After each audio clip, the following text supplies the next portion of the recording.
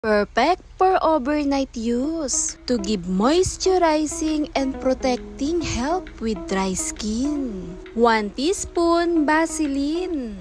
Vaseline keep it stay hydrated and also may help with acne by gently exfoliating.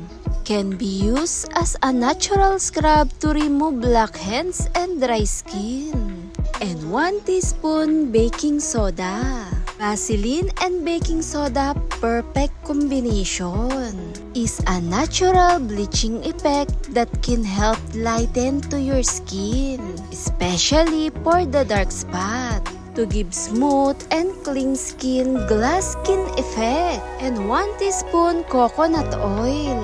At heto nga ang siyang magbabalance sa kombinasyon na ating mga nilagay na hindi magdadry ang balat, na pinapanatilihin itong moisture, na hydrated at hindi nakaka-irritate lalo sa ating kutis. Dahil nagbalance ang mga mixture na ating nilagay.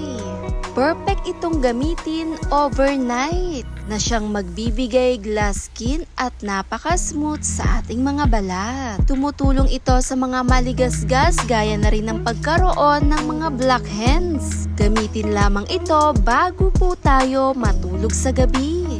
Kaunti lamang at dahan-dahan i-massage at i-relax. Sobrang smooth ang texture nito lalo pag in-apply sa balat, dahan-dahan natin itong i-relax. At tumutulong na rin tong magbigay exfoliate sa balat na hindi basta nagdadry ang ating kutis. At paggising sa umaga, kinabukasan, pansinin mo ang lambot at gaan sa balat. Banlawan lamang ito ng mabuti. Napakaganda, refreshing lalo sa kutis. Thanks for watching guys!